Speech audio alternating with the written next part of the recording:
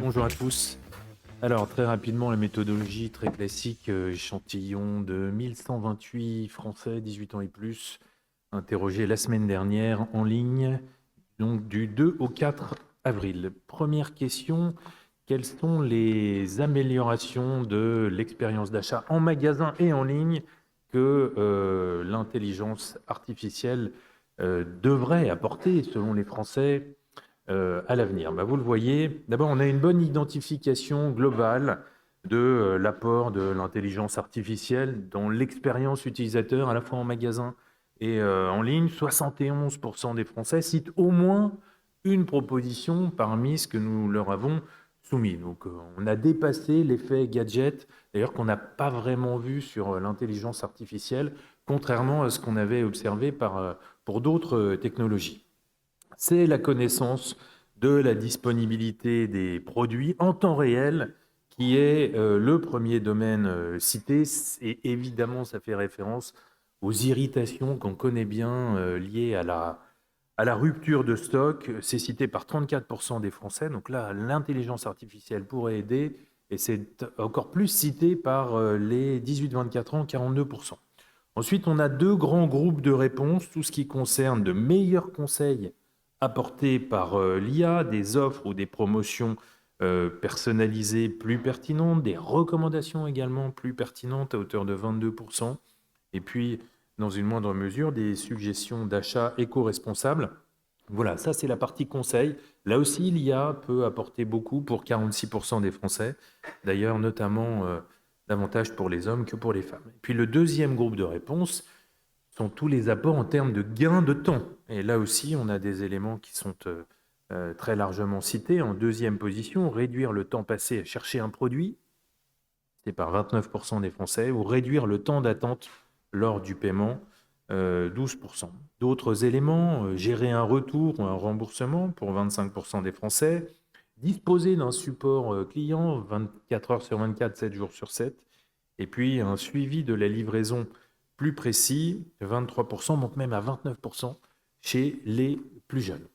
Alors, ce n'est pas seulement l'expérience client qui pourrait être améliorée. Regardons maintenant les services utilisant l'IA que les Français aimeraient pouvoir utiliser à nouveau, toujours en magasin en ligne ou en magasin physique. Là aussi, l'appétence est élevée. 64% des Français citent au moins un service. 35% citent aucun service. C'est essentiellement des réponses qui sont fournies par les plus âgés. Première réponse, des comparateurs automatiques de prix ou d'avis en temps réel. Vous voyez, c'est une réponse qui est citée en premier, qui écrase et qui domine toutes les Fred, autres. souris, ils te prennent tous en photo là. Je vous rappelle que tout est dispo sur le portail. Mais souris, c'est dommage. 39%. Donc c'est la première réponse donnée, elle est extrêmement forte. Un cran derrière, des miroirs virtuels, l'essayage virtuel, cité par 21% des Français, encore plus par les femmes, encore plus par les jeunes, la personnalisation des produits. Là, on entre dans un groupe de réponses qui concerne à nouveau davantage de conseils. Donc la personnalisation des produits, des assistants vocaux pour vous aider à trouver un produit ou une information, et puis des recommandations de produits directement en rayon ou via une appli. On retrouve la question du paiement à travers des paiements automatiques sans passage en caisse, toujours un point dans lequel l'intelligence pourrait aider à fluidifier les choses, notamment pour les CSP+. On en parlait à l'instant, des caddies ou paniers intelligents qui vous guident dans le magasin. Ça, c'est cité seulement, vous le voyez plutôt en bas de tableau, par 16% des Français. Et puis, c'est secondaire, une détection automatique de vos préférences pour adapter l'ambiance du magasin. C'est cité par 11% des Français. C'est 2 fois plus chez les 25-34 ans. Alors, on le voit bien, on a des attentes, on a des espoirs placés dans l'intelligence artificielle qui sont forts. Mais pour autant, les craintes sont très fortes. Vous voyez, 92% des Français citent au moins une crainte liée à l'usage de l'intelligence artificielle dans le commerce. Là, on a des réponses qui sont très fournies, avec deux réponses très largement majoritaires. D'abord, la déshumanisation. Ça, c'est la principale inquiétude. Le commerce, c'est une relation humaine, donc la disparition du contact humain, ça inquiète 69% des Français, ça inquiète même 77% des plus âgés. Et le deuxième élément majoritaire, c'est l'utilisation excessive des données personnelles. Ça inquiète d'ailleurs beaucoup plus les cadres, les professions intermédiaires que les catégories populaires, c'est-à-dire les employés ou les ouvriers. Mais globalement, on a 56% des Français qui s'inquiètent d'une utilisation par l'IA des données personnelles. D'autres réponses sont également citées. Elles ne sont pas majoritaires, mais elles sont fortes.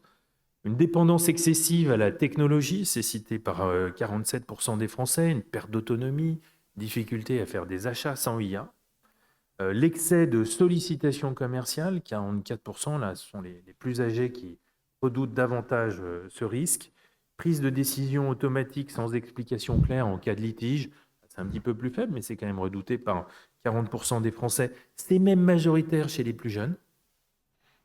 Et puis enfin, en bas de tableau, une perte d'anonymat qui est citée par 33% des Français. C'est plus secondaire, mais voilà, on voit bien à travers cette dernière question toutes les ambivalences qui caractérisent l'IA, à la fois porteuse de beaucoup d'espoir, de nombreuses attentes pour les Français en termes d'amélioration de l'expérience, d'amélioration du commerce d'une manière générale, mais qui aussi est le vecteur de craintes qui sont très considérées.